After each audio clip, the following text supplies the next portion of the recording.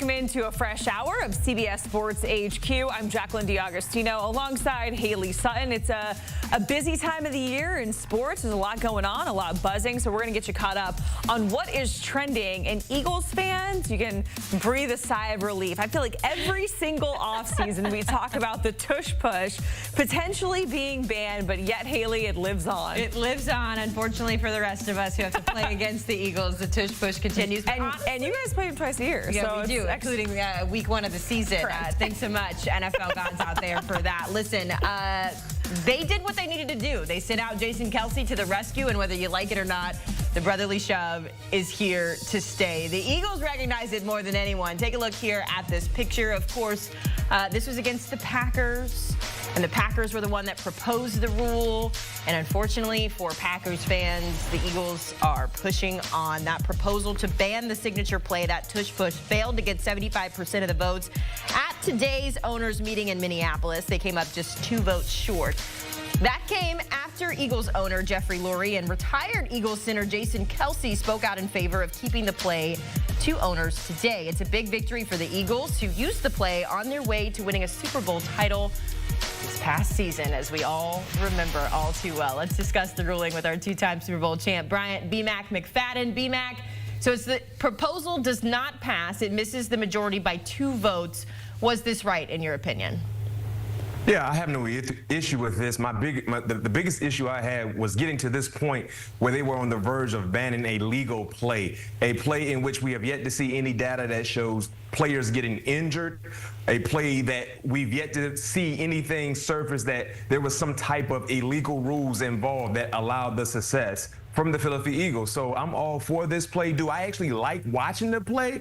No, I don't. But I have to respect the mindset for the Eagles to be able to add creativity to the quarterback sneak. And it is something about execution that has allowed Philly to be more successful than any other team that has tried to implement the Tush Push over the last 3 years. Haley, Jalen Hurts, he's had 33 touchdowns of 1 yard touchdowns. The next best player is Josh Allen, right around 14 touchdowns. So clearly, Philadelphia has found the strategy to be able to put this play in movement to be successful. They have the mindset and the execution. So it's not just about Philadelphia just being lucky. No, they found a way to execute this play, and it's a copycat league. Other teams have tried to do the same thing, but they clearly haven't been as successful as the Eagles. Yeah, I was trying to find it on social, but I saw somewhere where the Eagles have over 80% success when using the Tush Push. So if you are other teams out there, B-Mac, who have maybe tried the Tush Push and been unsuccessful, or even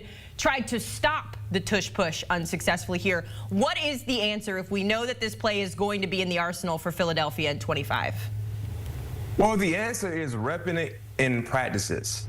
But the issue is it's hard to rep the Tush Push play as a defender or as a defense in full real-time speed because it's a pile-up.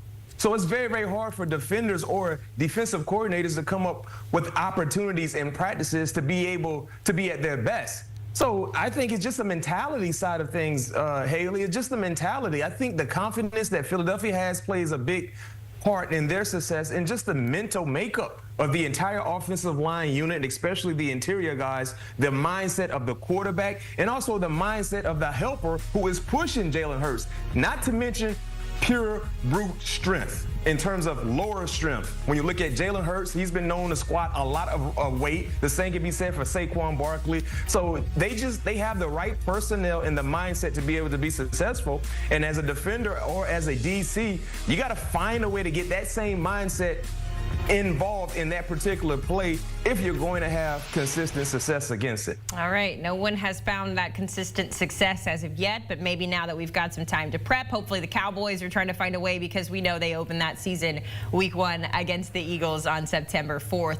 And B-Mac, it's interesting as the offseason goes on, we kind of continue to peel back the curtain with the Eagles. We just learned today that they'll be one of 4 teams featured in the in-season version of Hard Knocks. That'll be focused on the NFC East, but we know the bigger spotlight will be on the Buffalo Bills, who will be the full year or the team, I should say, that's represented for Hard Knocks in this upcoming season. As we know, when it comes to the Bills, B-Mac 13-4 last season. It was a season that once again ended at the hands of Patrick Mahomes and the Chiefs. Are you excited to kind of get a glimpse of what that looks like behind the scenes out at training camp here, or what excites you about getting to know the Bills a little bit better here on the show? I'm excited overall because anytime Hard Knocks is on, football is right around the corner. So it's almost like the appetizer for the main dish. But I love this selection by the league in selecting Buffalo to be a part of this year's Hard Knocks series. And yeah, they have quite a few unique personalities attached to the team. Josh Allen is a very, very unique individual. I've had multiple opportunities of talking with him. He's entertaining, not to mention his skill set. So just seeing what goes into his day-to-day routine that allows him to be one of the best quarterbacks, of course, the MVP from the league a year ago, what's his day-to-day routine is. You look at Keon Coburn, I had an opportunity to spend some time with him this past summer. He has a very, very unique, entertaining personality as well. Dion Dawkins. So they have some nice characters on that team that I think will be camera-friendly in terms of knowing that you can see who they are when they're not wearing their helmet. And by the way, this is a team that should have championship-like aspirations as well. So let's see exactly the foundation that Sean McDermott is creating there as they get ready for this upcoming season throughout training camp. So I'm all for it. I really love this move for the league. Like I said, I want to see a championship-like team get prepared. You know, usually we see teams that are selected for Hard Knocks probably not considered legit champion contenders to date. But for Buffalo, as we see it, I think the consensus would say Buffalo definitely should have championship-like aspirations, and we get an in-depth look to see that foundation being created during training camp. B-Mac, it's interesting that you bring this up because as we bring this conversation to a close here, I want to show you the teams that have been featured on Hard Knocks and the success that they have had to this point. It's the Rams. The Rams are the most successful team as they have been featured on Hard Knocks. So in your opinion as a player, B-Mac, what scares you more, this Hard Knocks curse that you get featured on the show and your season doesn't end up very good, or being on the cover of Madden and the Madden curse and what comes with that? I'll say the Madden curse. Okay. If there is such a thing, I understand that used to be a thing that was talked about a lot. But the reason why I would say that, Haley, is because it's only one individual on the Madden cover. In terms of Hard Knocks, I think he would want to shy away from the entire team aspect of it all, based on that graphic that we witnessed. But I think most players would say, you know what, I'll stay away from the Madden cover. If you had to pick either or, I don't believe in either side really playing a big part in the lack of success or whatever the case may be. But if you had to pick one for sake of argument, I probably would say Madden curse. Welcome back to CBS Sports HQ. When it comes to the Chicago Bears, it was a tumultuous year one for Caleb Williams, the most sacked quarterback in all of the NFL last year. So the team went out and got him some help this offseason, most recently extending Joe Thuney. However, the drama continues for Williams and the Bears. It's all stuff that Ben Johnson's going to have to deal with here in year one, stemming from a book release saying that Caleb Williams didn't even want to be in Chicago. Well, Caleb Williams isn't talking, but Ben Johnson is.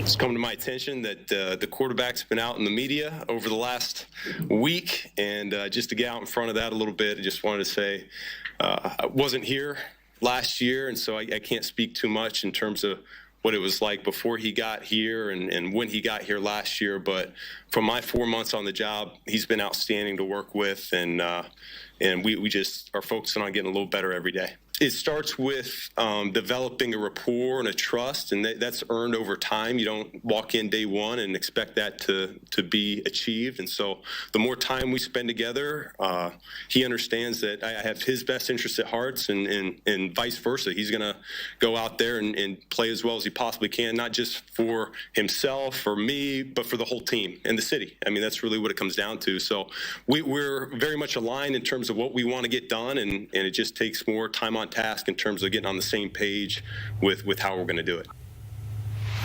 It's hard not to smile when Ben Johnson's talking. His smile just makes you want to smile as well. And as promised, we're smiling because we've got our two-time Super Bowl champion, Bryant McFadden, back on the show with us to discuss. B-Mac, you know we got to pick up the conversation there with Caleb Williams. And just to remind everyone at home, this conversation is stemming from a book that is set to come out. It sort of detailed Caleb Williams' decision when it came to being that #1 overall pick. There was some information in there, B-Mac, that said that there was one point they were considering the UFL over going to to the NFL. So there's a lot of accusations in the book.